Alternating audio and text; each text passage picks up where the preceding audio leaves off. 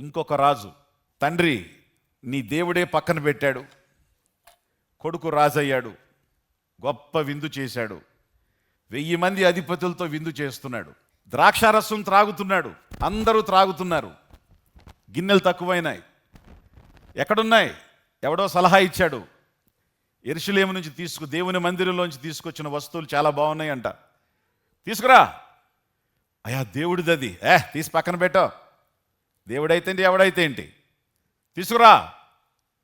తీసుకొచ్చారు, మళ్ళా సలహా చెప్పారు, అయ్యా దేవుని మందిరం కోసం ప్రతిష్ఠించింది మనం వాడకూడదు, నాకంటే గొప్ప దేవుడు ఎవడున్నాడు, తీసుకురా పెట్టో అని అంటూ ఆ దేవుని పాత్రల్లో ద్రాక్షారసం పోసుకొని త్రాగుతూ వాళ్ళ దేవతలను ఏం చేశాడంట, స్తుతిస్తూ దేవుని నామాన్ని అగౌరవపరిచాడు.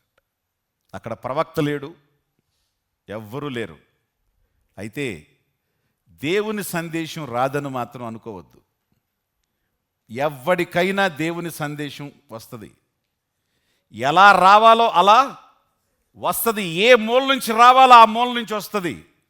ఒకవేళ ప్రవక్తలాగానే రాకపోవచ్చు, పాస్టర్ లాగానే రాకపోవచ్చు, వాక్యం లాగానే రాకపోవచ్చు, but the message will come, you will recognise it, but the ways are different.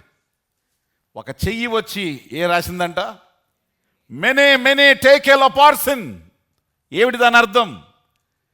దానియేలు వచ్చి చెప్పాడు, మీ నాన్న మహా గొప్పవాడు, ఒక కుక్కలాగా ఒక జంతువులాగా మారిపోయి అహంకారాన్ని అణగదొక్కటానికి దేవుడు చేసిన పనికి ఒక జంతువులాగా మారిస్తే 7 సంవత్సరాలు గడ్డి తిని ఎండకు ఎండి వర్షానికి తడిసి మరలా రిలైజ్ అయిన తర్వాత రాజుల సింహాసనాల మీద కూర్చుండబెట్టేవాడు ఒక ఆయన ఉన్నాడు అని తెలుసుకున్న తర్వాత గ్రహింపు వచ్చిన తర్వాత మళ్ళొచ్చి సింహాసనం మీద కూర్చున్నాడు.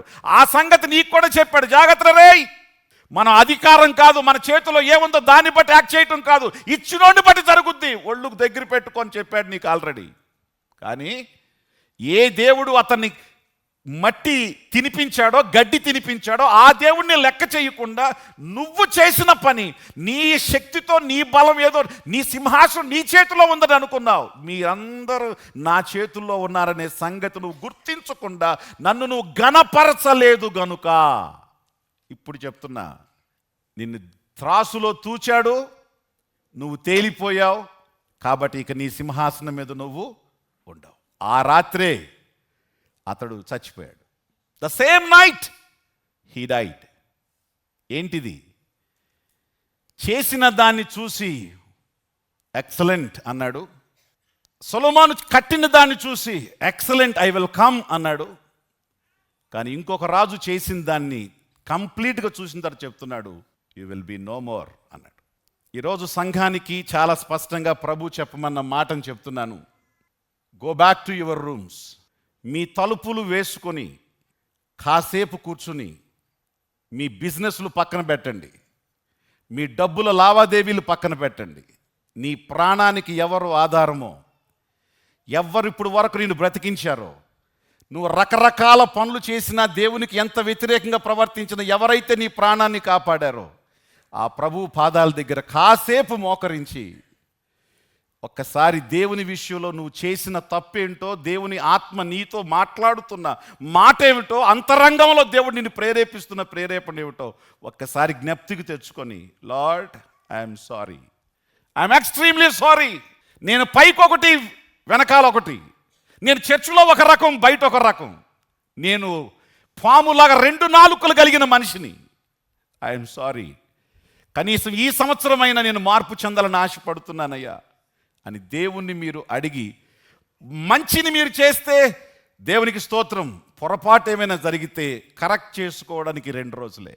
ఆయన మాట్లాడుతానన్నాడు, ఆయన మాట్లాడుతున్నాడు, ఆయన మాట్లాడతాడు. దేవునికి స్తోత్రం.